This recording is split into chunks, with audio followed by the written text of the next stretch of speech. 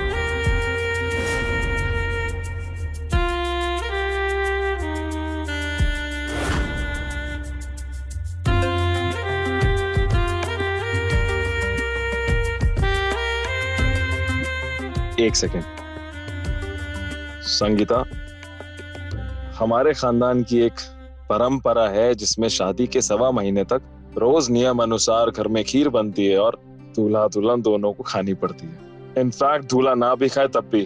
शादी के 5 दिन बाद तो हमारी सुहागरात हो रही है। तो कुल देवी के दर्शन के बगैर हम लोग सुहागरात नहीं बना सकते, ये भी परंपरा है। देखो दर्शन में 5 दिन लग गए, क्या कर सकते हैं। खैर चलो।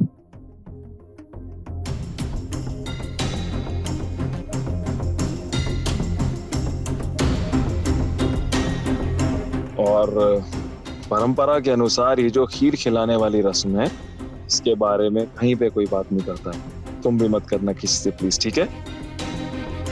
और माँ और पापा से भी इसके बारे में कोई जिक्र मत करना, वो लोग बुरा मान जाएंगे। क्या है ना, अगर इसके बारे में किसी से बात करो तो दोष लग जाता है।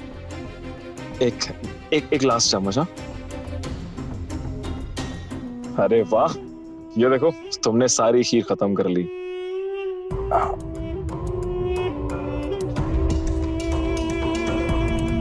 क्या हुआ? मुझे नींद क्यों आने लगी? तुम थक गई होगी ना, इसलिए नींद आ रही होगी, सो जाओ।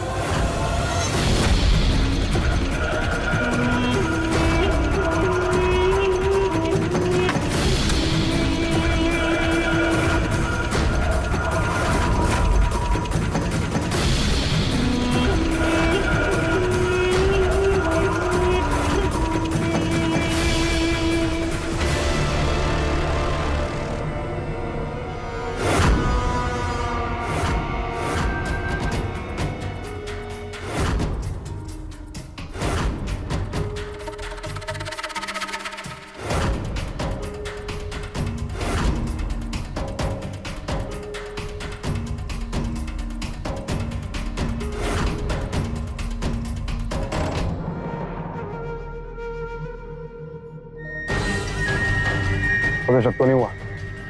मुझसे शक कैसे होगा? तो खीर के नशे में मैं सुजाता के पास जा रहा हूँ, तो मुझसे शक नहीं होता। नहीं।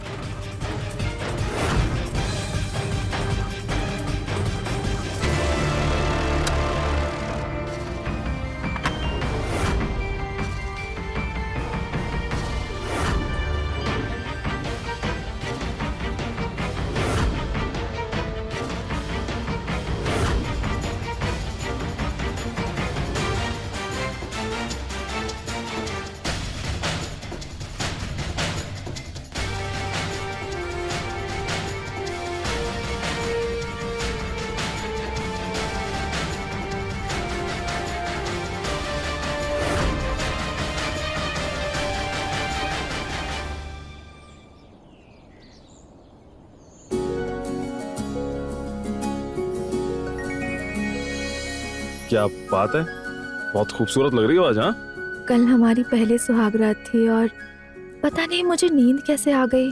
तुम बेवजह इतना ज्यादा सोचती हो, ये सब सोचना बंद करो। अच्छा डैड नाश्ते की टेबल पे तुम्हारा इंतजार कर रहे हैं, कह रहे हैं आज बहू के हाथ से नाश्ता करेंगे। जाओ उन्हें नाश्ता करा दो। आप चलिए, मैं नाश्ता लगाती हूँ। ठीक है। चलो लो नाश्ता आ गया।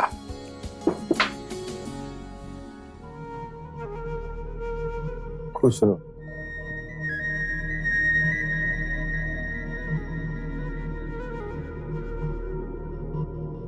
वाह, गरम गरम पराठे। Thank you. माँ जी भी आप लोगों के साथ नाश्ता करती तो कितना अच्छा होता ना। हाँ, तो माँ जी को नाश्ता देने के लिए तुमको सुजाता के कमरे में जाना होगा, वहां उनको नाश्ता देना होगा। हैं? उसके कमर में चोट लगी है, चल फिर नहीं सकती। 1 हफ्ते पहले वो सीढ़ियों से गिर गई थी। संगीता, एक काम करो, तुम माँ को नाश्ता दे दो कमरे में जाकर, उसके बाद तुम भी कर लेना, ठीक है? हम लोग मैनेज कर लेंगे।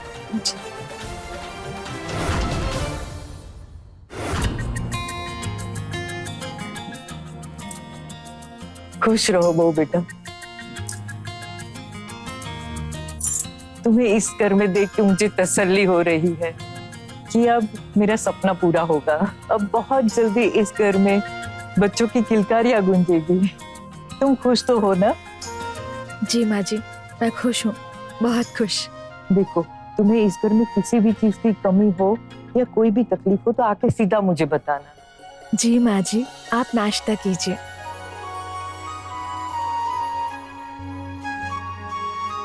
इधर तुम गौतम के साथ कुलदेवी के दर्शन के लिए गई और इधर मैं सीढ़ियों से गिर पड़ी। अब डॉक्टर ने मुझे उठने से भी मना किया है और घूमने फिरने से, और ये घर की सारी जिम्मेदारियां भी तुम पर ही आ गई। आप किसी बात की चिंता मत कीजिए, आप बस आराम कीजिए। मैं हूँ ना, मैं सब संभाल लूंगी। हाँ बेटा, मुझे बहुत विश्वास है तुझ पर, तू सब संभाल लेगी। तू अपने आप को इस घर की बहू मत समझ, इस घर की मालकिन ही समझना। आप ऐसा क्यों कह रही हैं? मालकिन तो आप हैं, मैं बस बहू हूँ आपकी।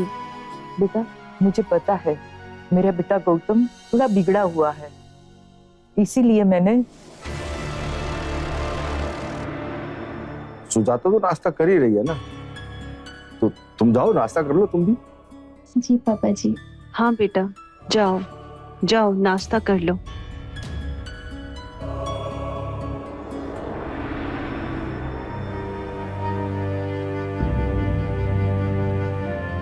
तुमने तो वाकई में बहुत ही अच्छी बहू पसंद किया।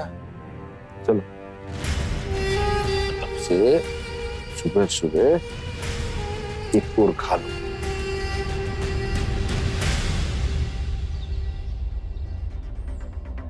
डैड, मैं बैंक होके आता हूँ, माँ की पेंशन की बात भी कर लेता हूँ, तो जान ही पाएंगे अब। नहीं नहीं, तुम्हें कहीं जाने की जरूरत नहीं है। तुम्हारी मम्मी साइन कर देगी, पेंशन यहीं पे मिल जाएगा। तुम्हें आज यहीं घर पे रहना है। क्यों? क्योंकि तुम्हारे ससुर जी का फोन आया था। दरअसल परंपरा ये है कि शादी के बाद लड़के के पिता कपड़े और मिठाई लेकर आते हैं, उसे चौथर कहा जाता है, और वो चौथर आज।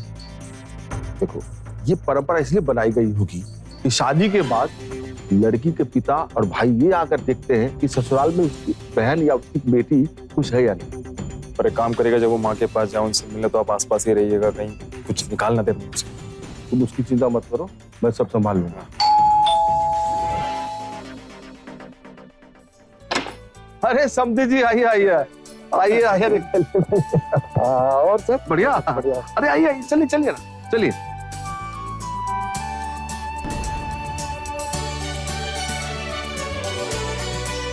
आइए, बैठिए बैठिए बैठिए, आइए, स्वागत है आपका।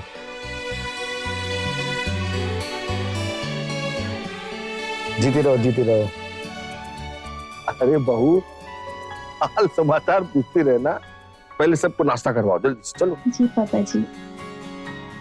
गौतम बाबू, हम आपसे एक बात कहना चाहते थे। हम एक बिजनेस शुरू करना चाह रहे हैं। सोचा अगर आप भी साथ मिल जाते तो साथ में मिलकर शुरू करते। हाँ दामाद जी, आपको भी अपने काम को लेकर गंभीरता से सोचना पड़ेगा। कल तक तो समधन जी की पेंशन से घर चल रहा था, अभी तो आपकी शादी भी हो गई है, तो आपको पूरी घर की जिम्मेदारी भी लेनी पड़ेगी। मैंने आपको कहा तो था कि मैं पीसीएस की तैयारी कर रहा हूँ, उसमें समय जाता है। अब देखिए, कितना टाइम लगता है? गौतम बाबू ऐसी बात नहीं है। देखिए पीसीएस की तैयारी तो बहुत से लोग करते हैं, लेकिन उसके अलावा कुछ और भी तो सोच के रखते हैं ना। इसके बारे में सोचने की तुम्हें कोई जरूरत नहीं है, बल्कि तुम्हें यह देखना चाहिए कि तुम्हारी बहन इस घर में खुश है कि नहीं है। पूछ लीजिए। हमारा ऐसा कोई कहने का मतलब नहीं है दामाद जी। अरे छोड़िए ना, आप लोग इस बात को लेके बैठ गए, नाश्ता कीजिए। अरे समदन जी की तबीयत कैसी है? उसका इलाज चल रहा है और जल्द चलने फिरने के लायक हो जाएगी। अरे बहू, आप समदन जी को नाश्ता करवा दो, उसके बाद इन्हें ले आना, सुजाता से मिलवा देना, ठीक है? जी पापा जी। अच्छा।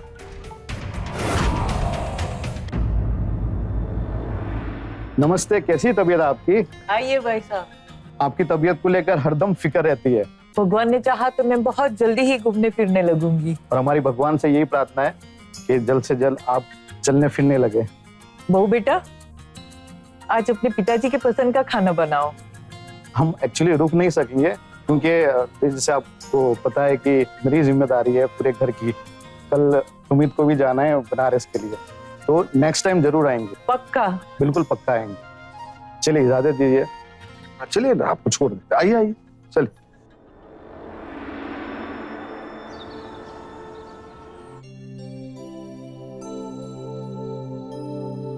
बहू बेटा, जाते वक्त तुम्हारे पिताजी खुश तो थे ना? हाँ माँ जी, लेकिन जिस वक्त मैं नाश्ता लेकर गई थी, सुमित भैया ने शायद कोई काम की बात छेड़ दी थी, तो वो अंदर ही अंदर बहुत ज्यादा चिढ़े हुए थे। गौतम का यही है, कोई भी काम की बात करते हैं वो गुस्से से उबलने लगता है। पीसीएस की बात कर रहा है, पता नहीं पीसीएस कब क्लियर करेगा वो। पेंशन हर महीने आता है जिसमें से पूरा घर खर्च चलता है। सोचो, पेंशन का पैसा बंद हो जाए तो क्या होगा? पर गौतम को वो समझना ही नहीं है। अब तुम आ गई ही हो तो तुम ही उसे समझाने की कोशिश करो। मैं भला उन्हें क्या समझाऊंगी माँ जी, आप ही उन्हें समझा सकती हैं। हाँ जी, क्या बातें चली सास बहू के बीच में?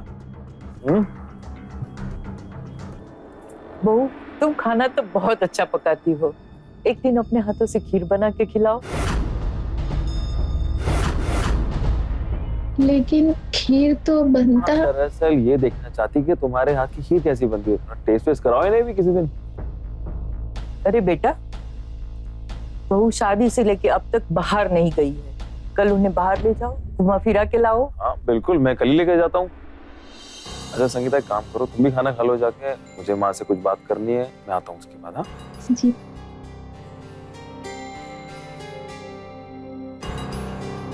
हाँ, क्या है ना, मुझे कुछ पैसों की जरूरत है। संगीता हनीमून पे जाने के लिए कह रही है और उसके लिए खर्चा तो लगेगा ही। देखो बेटा, तुम्हें पता है पेंशन के पैसे से घर खर्च चलता है, और इसमें से 15,000 तो तुम ही ले लेते हो अपने खर्च के लिए, बाकी का सारा घर खर्च में चला जाता है, कोई बचत ही नहीं होती। तो मैं कहाँ से लाऊंगी?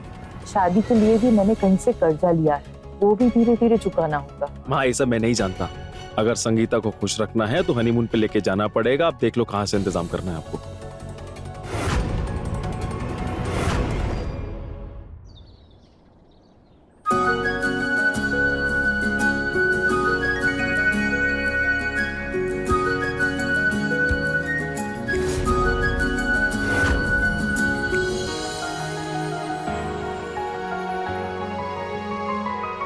संगीता, ये लो। कैसा है? इतनी गर्मी में मुझसे तो बाइक से सफर नहीं होगा। बाइक है तो उसी में घूमेंगे, तुम एंजॉय करो। ये इसके साथ कौन है?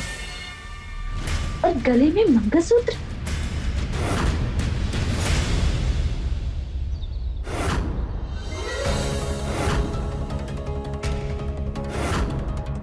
माँ ये सब मैं नहीं जानता। अगर संगीता को खुश रखना है तो हनीमून पे लेके जाना पड़ेगा। आप देख लो कहाँ से इंतजाम करना है आपको। अरे माँ, पैसे ले आए आप? लाइए मेरी पॉकेट मनी लाइए, 200 लखनऊ जाना है मुझे। बेटा अब खर्च कम किए करो, अब तुम्हारी शादी होने वाली है, तुम 1 से 2 और 2 से 3 होंगे। मैं आपको कितनी दफा समझाया, मुझे शादी वादी नहीं करनी, मुझे कोई इंटरेस्ट नहीं शादी में। अगर तू शादी नहीं करेगा तो ये खानदान आगे कैसे बढ़ेगा?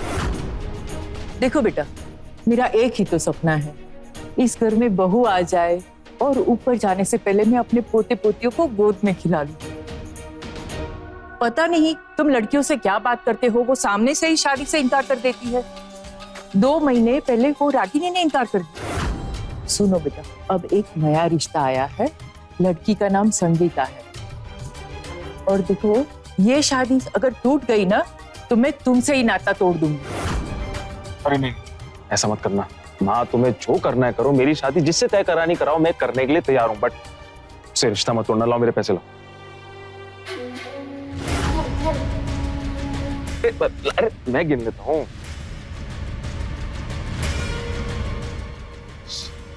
ये मेरे हो गए, आप इसको रखिए, मैं चलता हूँ। थैंक यू माँ।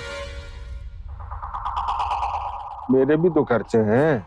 अरे कम से कम आप तो जिम्मेदारी समझिए। मैं तो अपनी जिम्मेदारी समझता हूँ, तुम अपनी जिम्मेदारी समझती हो? 10,000 रुपया मुझे देने की बात तय हुई थी, वो तो मुझे चाहिए। उसके बाद तुम जो कुछ भी करो, मेरा हेडेक नहीं है।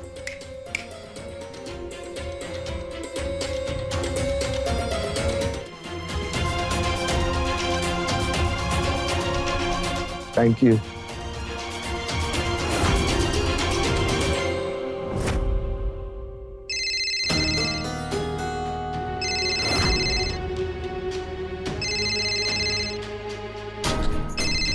ये तो उसी रागिनी का नंबर है जिसने बिना वजह बताए गौतम से शादी से इनकार कर दिया था।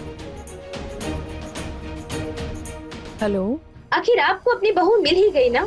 अब इस बात से तुझे क्या परेशानी हो रही है? तुमने तो बिना वजह बताए गौतम से शादी से इनकार कर दिया था। क्या तुझे ऐसा लगता था कि मेरे बेटे को शादी के लिए कोई लड़की ही नहीं मिलेगी? मैंने शादी से इनकार किया था, पर उसकी वजह नहीं बताई थी आपको, क्योंकि मुझे ऐसा लगा था कि आपका बेटा किसी भी तरह से अपनी सच्चाई आपको जरूर बताएगा। लेकिन उसने आपको कोई सच्चाई नहीं बताई। किस सच की बात कर रही है तू? जब मेरी गौतम से शादी तय हुई थी ना, तब मैं उसे समझने के लिए उसके साथ घूमती थी, और मेरे जन्मदिन पर मेरे दोस्तों ने कुछ पार्टी रखी हुई थी, जिसमें उन्होंने मजाक मस्ती में मुझे और गौतम को एक कमरे में बंद कर दिया।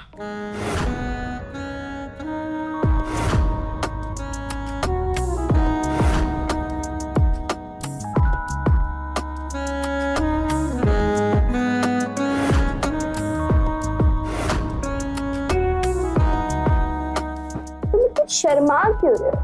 आफ्टर ऑल अब तो हमारी शादी होने वाली है।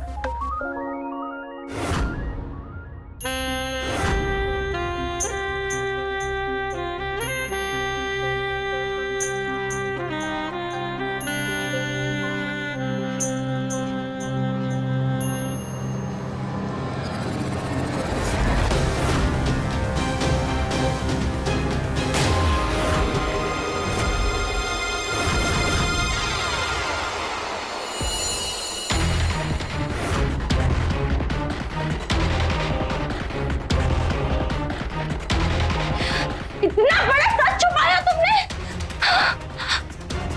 इतना बड़ा सच छुपाया तुमने मुझसे। तुम एक नामर्द हो। इतने दिनों से तुम मुझे धोखा देते हुए आ रहे थे। तुम मेरी जिंदगी बर्बाद करना चाहते थे। तुम तो मैं क्या, तुम किसी भी लड़की के लायक नहीं हो। ये तो शुक्र मनाओ कि शादी से पहले तुम्हारी सच्चाई पता चल गई मुझे। अब तुम देखो, ये सच्चाई नाम है, सबको बताऊंगी। हाँ? क्या बताएगी? छोड़ो मुझे। क्या बोलेगी?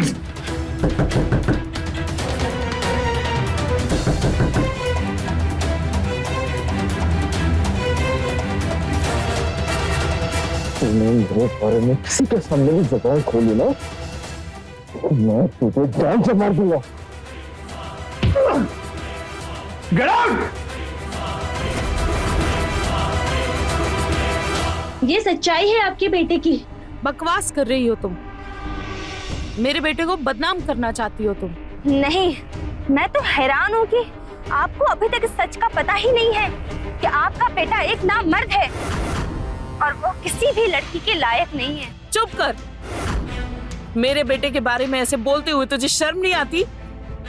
मेरे बेटे के मर्द होने पे सवाल उठा रही है तू? मैं आपके सामने ये दावा कर रही हूँ कि आपका बेटा शादी करने के लायक ही नहीं है, क्योंकि वो एक नामर्द है। और आपने जिस लड़की से शादी की है ना, उसकी जिंदगी तो आपने तबाह कर दी। नहीं, मेरा बेटा नामर्द नहीं है। मेरी बहू भी उसके साथ बहुत खुश है। तो फिर पता कीजिए आंटी कि सच क्या है। और वो लड़की आपसे झूठ क्यों बोल रही है? और आपको क्या लगता है कि मेरी शादी इनकार करने की वजह मैंने क्या ऐसा ही कर दिया था? नहीं, क्योंकि आपका बेटा मर्द कहलाने के काबिल भी नहीं है और मैं ये बात अच्छी तरीके से समझ चुकी थी आंटी। तो फिर पता कीजिए कि आखिर उसका सच क्या है।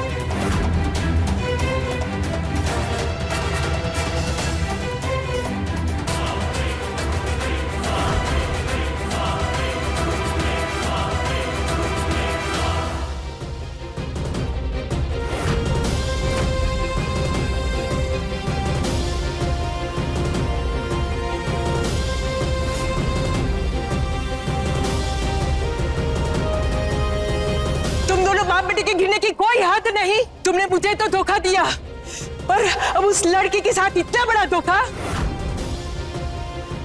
उसको जब पता चलेगा इतने बड़े धोखे के बारे में, तो शर्म से वो क्या जी पाएगी?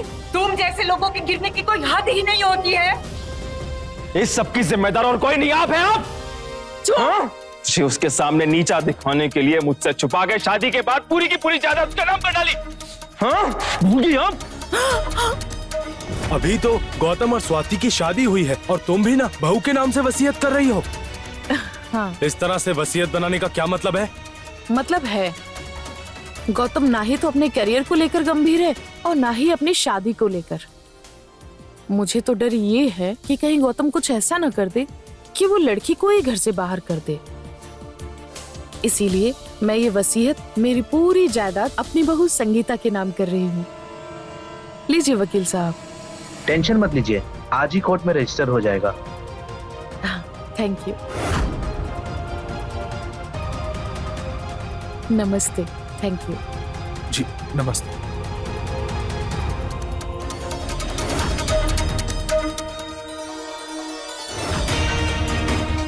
सुजाता, कुछ करना पड़ेगा।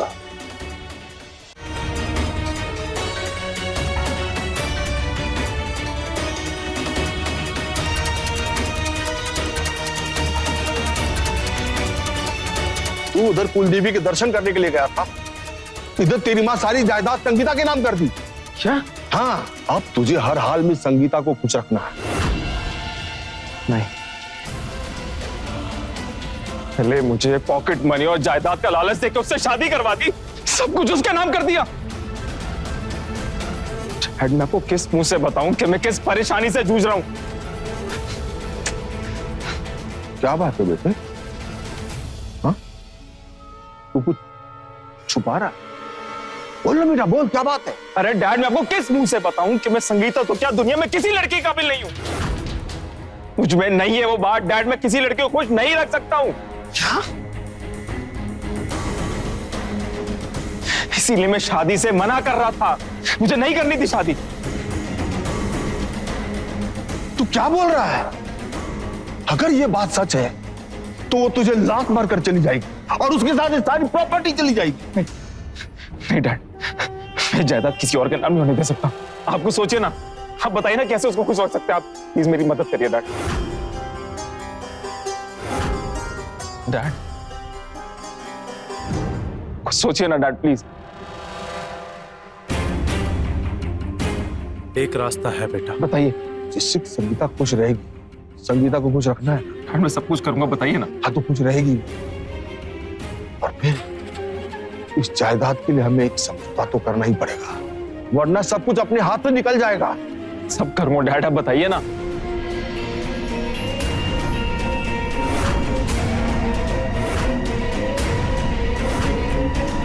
छोड़ो मुझे, छोड़ो, मैं तुम्हारी माँ हूँ। क्या कर रहा है तू? वही जो मुझे बहुत पहले कर देना चाहिए था। अरे, ये क्या किया तूने?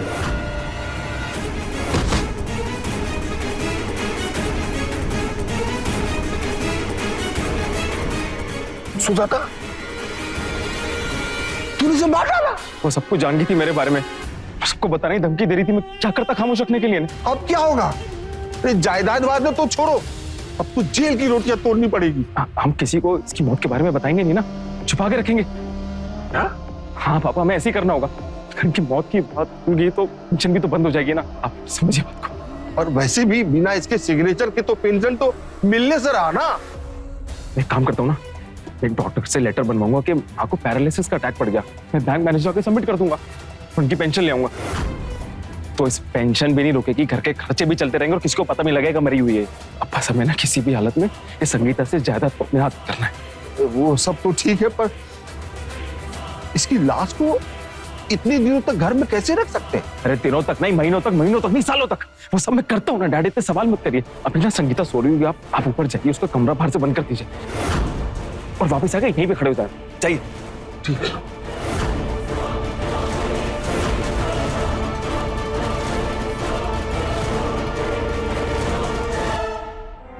संभाल के चलिए, चलिए इधर से।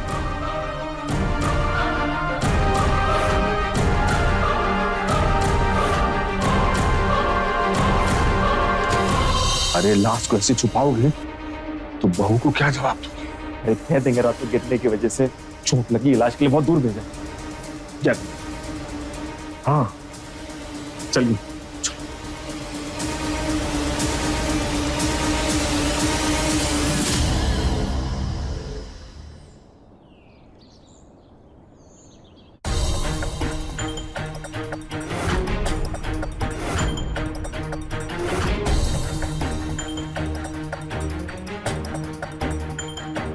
माँ जी कमरे में नहीं है, बाकी लोग भी नहीं दिख रहे, कहाँ गए सब लोग?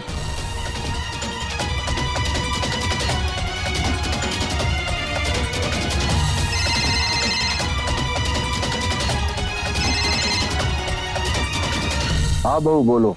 पापा जी कहाँ है आप लोग? माँ जी भी नहीं है, आप और वो भी नहीं है घर पर। दरअसल सुजाता कल रात बाथरूम में गिर गई थी, उसके कमर में बहुत जोर की चोट आई, उसे तुरंत हॉस्पिटल लेकर गए। डॉक्टर ने कहा इसे पंचकर्म सर्जिकल यूनिट लखनऊ लेकर जाओ। अब चूंकि कमर में बहुत ज्यादा चोट है, तो यही लखनऊ में कुछ महीने इसका इलाज कराना पड़ेगा। माँ जी घायल हो गई थी और आप लोगों ने मुझे नहीं बताया।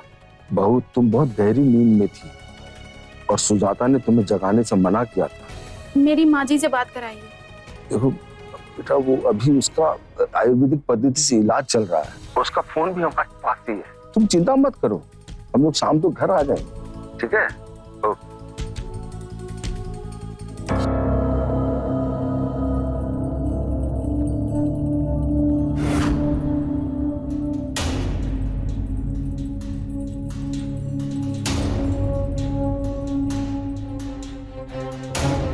हमें दोपहर तक ही निकलना होगा। उसे लगना चाहिए कि हम लोग लखनऊ से आ रहे।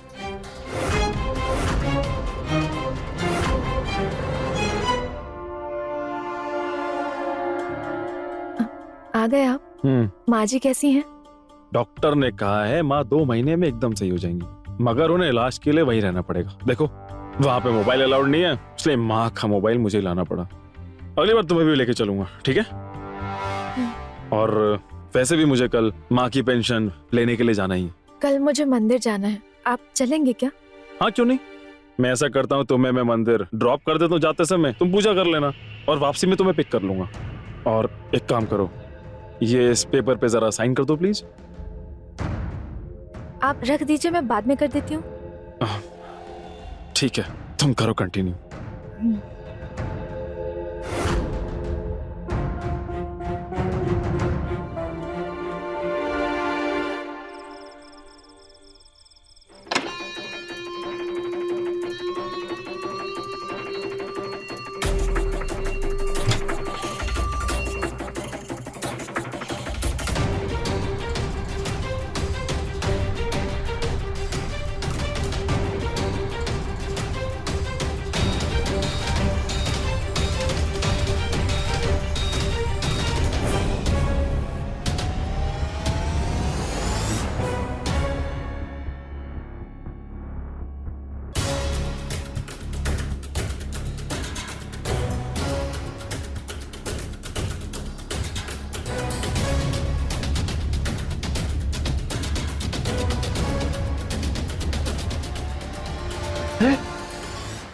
तो क्या हाथ काट डालोगे? करूं तो और क्या करूं? अंगूठे का निशान नहीं आ रहा। काट डालोगे तो ये लाश सड़ जाएगा। आज इसे पूरी तरह से सूखने दो, कल निशान ले लेंगे, समझे? छोड़ दो इसे, फुला फुला फुला फुला सूखने दो। चलो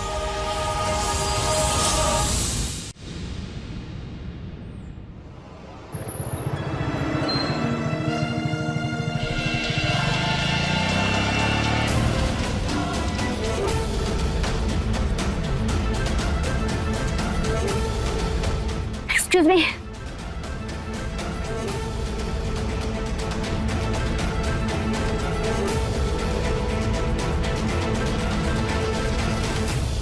ये तो छोड़कर गए, वो कौन थे आपके? मेरे पति थे।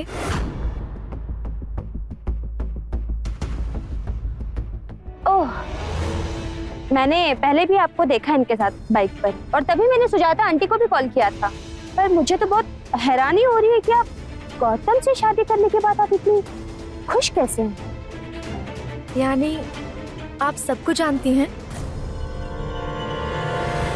और ये बात कहने का क्या मतलब है कि मैं खुश कैसे लग रही हूँ?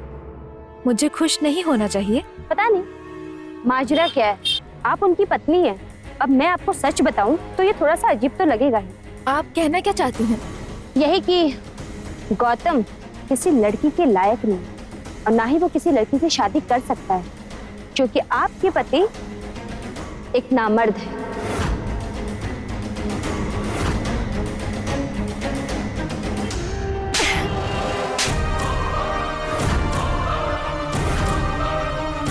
तुम्हारी हिम्मत कैसे हुई मेरे पति के बारे में ऐसी बातें कहने की? शर्म आनी चाहिए तुम्हें।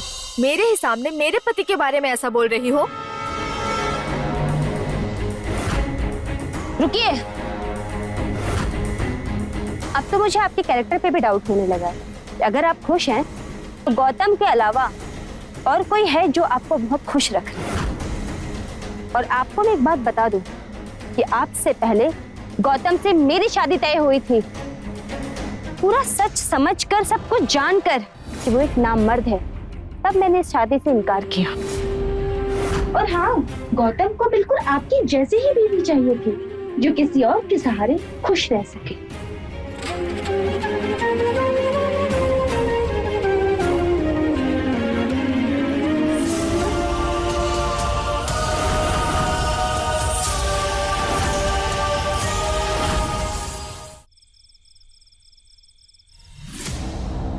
अरे संगीता, लो खीर खा लो।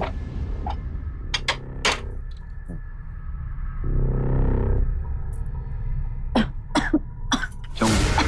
पानी लाना तो मैं भूल ही गई। तुम रुको, मैं लेकर आता हूं।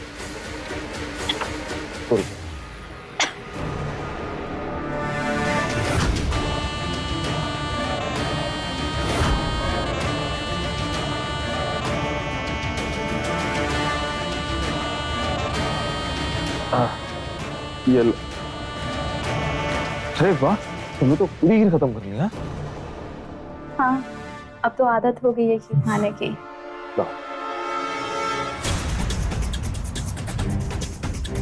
पता नहीं, जब से यहाँ आई हूँ बिस्तर पे आते ही नींद आने लगती है।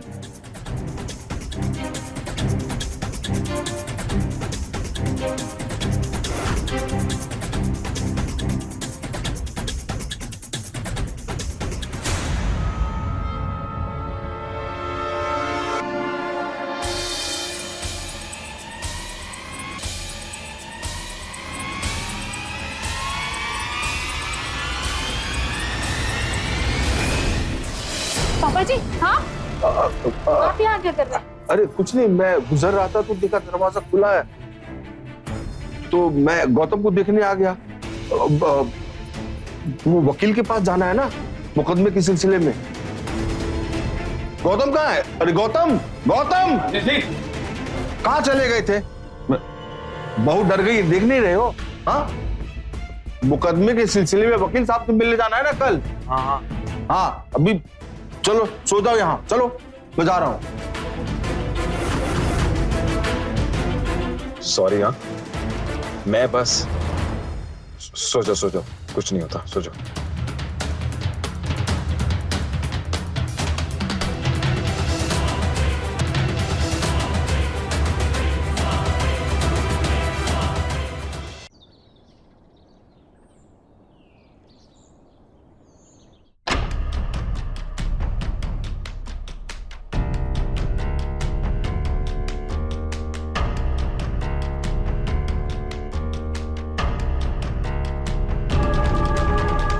कल रात में वो जागी थी, क्या तुमने खीर नहीं खिलाई थी उसे? मुझे क्या पता, लगता है उसका डोज बढ़ाना पड़ेगा। खैर छोड़ो, अंगूठी का निशान लो जल्दी से।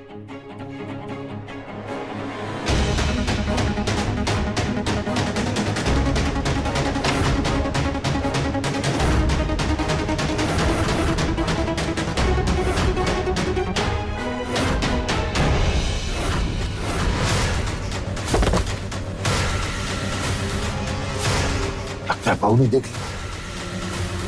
चलो चलो इसको ठिकाने लगाते।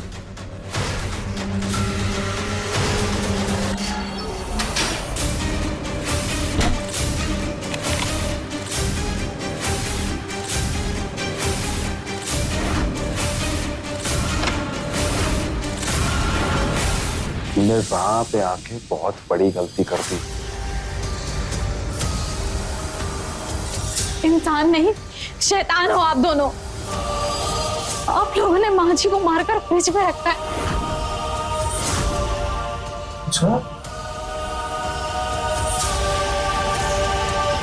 ये सब कुछ जान गई है, इसका जिंदा बचना सही नहीं। एक और फ्रीजर का इंतजाम करना पड़ेगा। अब तो तुझे मरना होगा।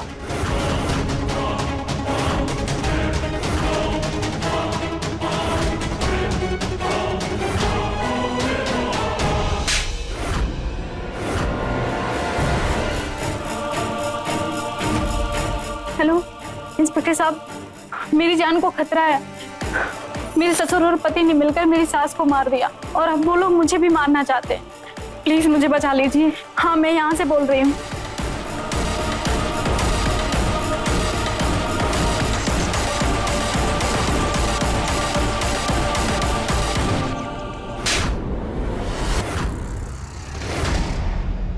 इनकी मौत कैसे हुई थी? मैंने गला दबा के मार डाला। किसी बात सुनने को राजी नहीं थी और क्या करता मैं? कांस्टेबल, ले चलो इन्हें।